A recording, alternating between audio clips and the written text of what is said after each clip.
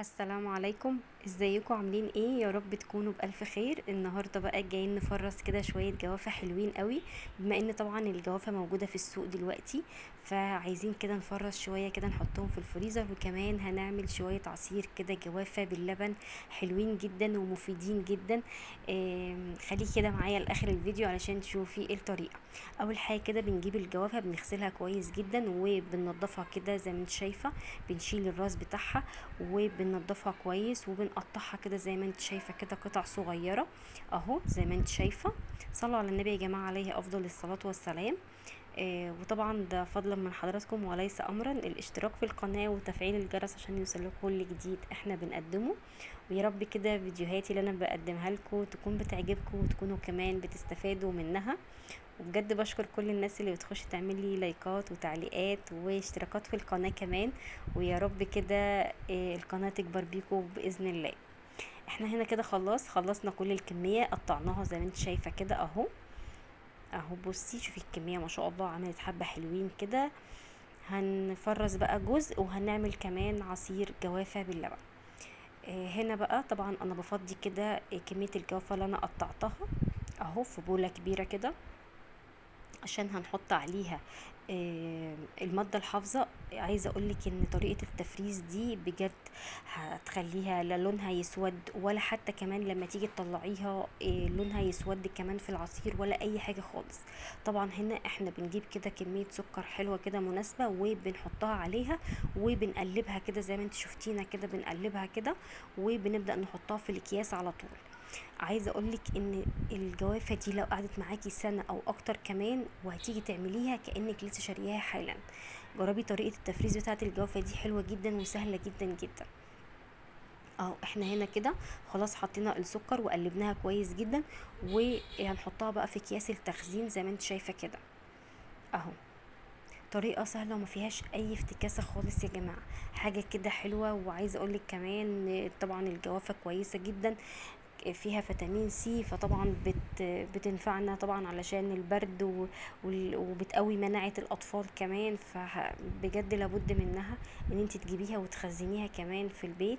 حلوة جدا جدا، وحاجة كمان حلوة ممكن تقدميها عصاير لضيوفك، فبتبقى حاجة كويسة جدا في البيت اهو. استغلوا الفرصة يا جماعة ان في فاكهة متواجدة دلوقتي ويعتبر اسعارها كويسة، سواء الجوافة او المانجا كمان، وحاولي تجيبي منها كمية كويسة وتحاولي تفرزيها في الفريزر، هتنفعك جدا في ان شاء الله في شهر رمضان الكريم بامر الله يا رب. او في اي وقت انت طبعا طب عليكي اي ضيف فجأة كده تبقي عايزة تقدمي له حاجة حلوة او عصاير او حاجة يشربها، مش هتلاقي اسهل من الجوافة او المانجا كمان ان انت تقدميها في فصل الصيف اهو زي ما انت شايفة كده. طبعا انا هنا بفضي كل شوية كده الكمية وبقلب وبحط في الاكياس. حاجة سهلة جدا. الناس هتسألني هتقولي هي انت مش بتطلعي منها البذر؟ هقولك لا مش بطلع منها البذر، لان الجوافة اللي انا جبتها دي جوافة ملحمة. فهي حتى البذرية بتاعتها من جوه حواليها جوافة ملحمة كده، فخسارة اللي انا انضفها. لا انا بصفيها بعد كده. يعني انا دلوقتي خلاص طلعت الكيس من الفريزر وهاجي اعمله، خلاص اتعصر معايا بصفيه مفيش مشكلة خالص. طبعا التصفية ما بتاخدش وقت خالص. وطبعا اي عصير يعني لابد ان انتي بتصفيه، مفيش حاجة بتعصريها كده وخلاص، يعني لازم بنصفيها. فلا انا بجد بحب اخزنها بالبذر بتاعها كده. وعايزه اقولك كمان ان البذر ده بيخليها كمان بيحافظ على لونها وبيحافظ انها كمان تفضل ما تبقاش ميه بقى يعني، لا ده برضو بيبقى بيحافظ عليها. فانتي لو عايزه تخزنيها خزنيها بنفس الطريقه اللي انا بوريها لك دي. عايزه اقولك طريقه حلوه جدا جدا وبسيطه خالص ما فيهاش اي حاجه خالص.